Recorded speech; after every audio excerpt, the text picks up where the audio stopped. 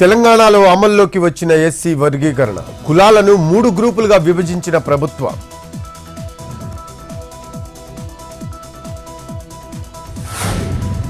గుంటూరు జిల్లా పొన్నెకల్లులో చంద్రబాబు పర్యటన, బంగారు కుటుంబం కార్యక్రమంలో నమోదు చేయించుకున్న వాళ్లతో మాట్లాడిన సీఎం.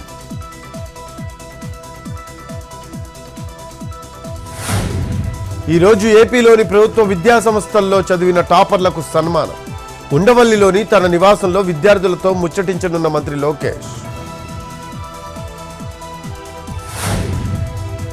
అజ్ఞాతంలోకి వెళ్లిన మాజీ మంత్రి కాకాణి గోవర్ధన్ రెడ్డి. రుస్తుం మైన్స్ లో అక్రమ తవ్వకాలు, రవాణా కేసులో వెతుకుతున్న పోలీసులు. హైదరాబాద్ వేదికగా భారత్ సమ్మిట్ నిర్వహిస్తున్న కాంగ్రెస్ సర్కార్. ఈ నెల 25, 26న 2 రోజుల పాటు కార్యక్రమం.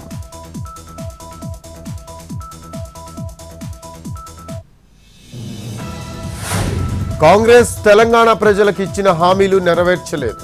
పేదలకిచ్చే ప్రతి కేజీ బియ్యానికి కేంద్రం 35 రూపాయలు ఇస్తోందన్న కిషన్ రెడ్డి.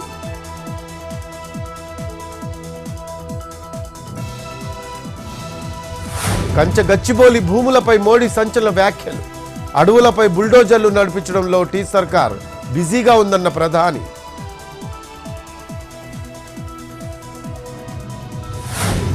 కంచె గచ్చిబౌలి భూములపై సుప్రీంకోర్టులో తెలంగాణ ప్రభుత్వం అఫిడవిట్. ఈ నెల 16న విచారణ జరపనున్న సర్వోన్నత న్యాయస్థానం.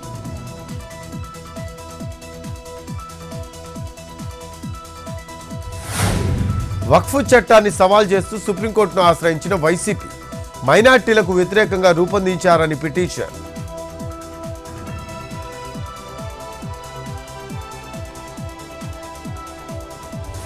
ఏపీ లిక్కర్ స్కామ్ కేసులో హైదరాబాద్లో సిట్ సోదాలు. రాజ్ కసిరెడ్డి కోసం అధికారుల గాలింపు.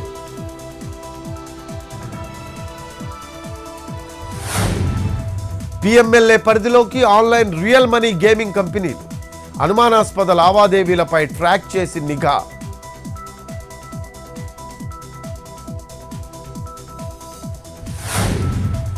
యూపీ లక్నోలో భారీ అగ్ని ప్రమాదం. లోక్ బంధు ఆసుపత్రిలో చెలరేగిన మంటలు.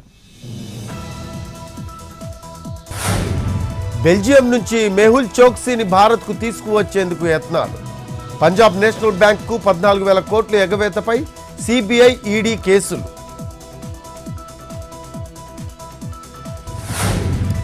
తెలుగు రాష్ట్రాల్లో స్వల్పంగా తగ్గిన బంగారం ధరలు. 22 క్యారెట్ల 10 గ్రాముల పసిడి